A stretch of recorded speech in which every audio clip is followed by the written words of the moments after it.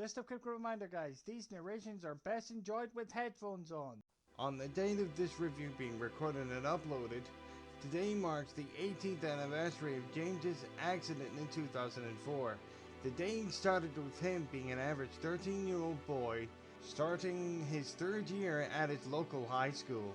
Unfortunately, the day ended with him in a coma, with his life hanging by a thread, and minutes away from being switched off a life support machine. As you could probably tell, this particular day of the year is very emotional for James. Even today, he still has a mental image of a member of his family waiting for him to return home, only with police officers coming to his door stating that a boy matching his description fell off Britain Castle down to the rocky shore below.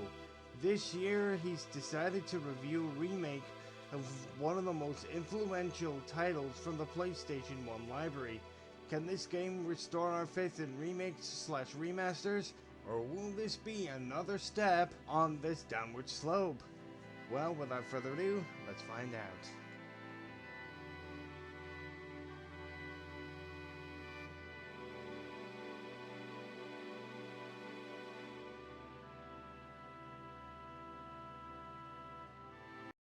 Now, what is there to say about the original Final Fantasy VII that has not been already said? This game single-handedly revolutionized the JRPG, or Japanese role-playing game subgenre, originally released on January 31st, 1987, with Tomb Raider developers Eidos porting to this game to PC, released to the rest of the world excluding Japan in June 1998.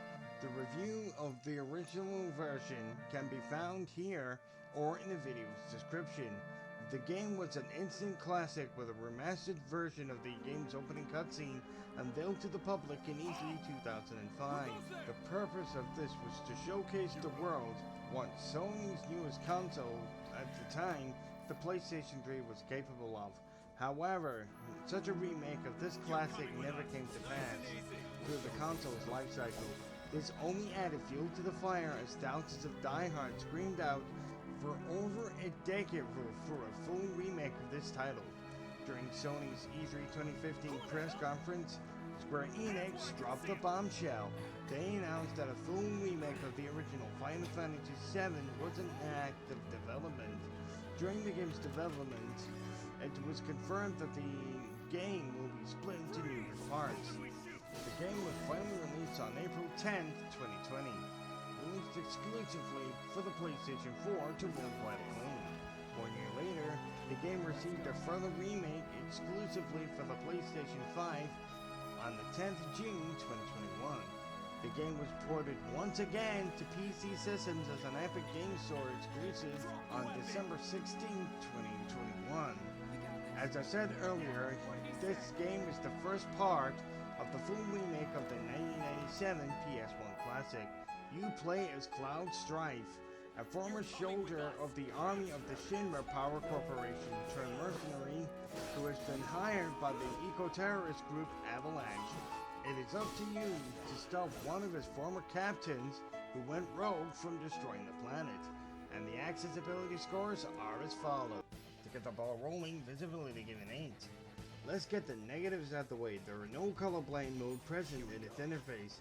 The original version of the game has an option to fully customize the background of the menus.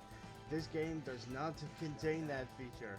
However, there are no elements of the game that will cause an issue for colorblind players. Next up, audibility. James gains a 10. There is subtitle support which can be enabled and disabled via the options menu. You can also switch on a chat log that will subtitle dialogue from a person that is out with your party. However, font size customization options for this game would make it easier to play, as the players can read them without the risk of getting any eye strain. Mobility. James gave a Burj Khalifa Sky High 11. The PC version has customizable controls when using a mouse and keyboard, although it is not the recommended way to experience this game. Luckily enough, there is controller support for this game. Better still, these controls can be fully customized as well. so this game is completely accessible for mobility impaired players.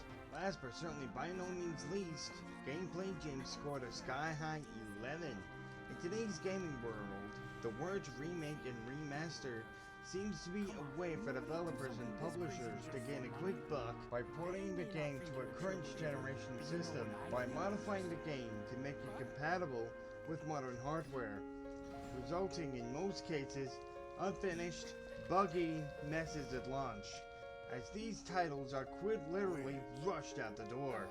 Halo, the Master Chief Collection, and the Grand Theft Auto Trilogy, and Warcraft 3 Reforged are prime examples of these. This game is one of the very rare exemptions of this trend. He understands that the game only covers a part of the game's original story. However, the game's plot has been extended, with a lot of side quests and additional chapters to make this game worthwhile. Graphically, it looks stunning. He understands that there's a 4th generation gap between the original and the remake. You will forget that you are in fact playing a game originally released in 1997. Also, this version in particular has the intermission campaign, which follows the story of the Wutai ninja Yuffie. So you are in fact getting 2 games for the price of 1. Seriously, James has been waiting, which seems to be a lifetime, for this game to be freed from the shackles of PlayStation exclusivity. When James found out that this game was released on Steam, he purchased it in a heartbeat.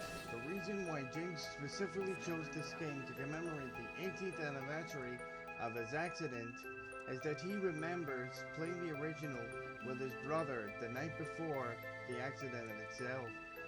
James was almost reduced to tears when the remake of the main theme was playing, as his friend was exploring the Sector 17 slums as he streamed the game live on Twitch. In summary, Final Fantasy VII Remake Intergrade is one of the best games that James has been playing in a while. So if you're a nostalgia junkie looking for a long-winded JRPG, you seriously cannot recommend this game enough to you.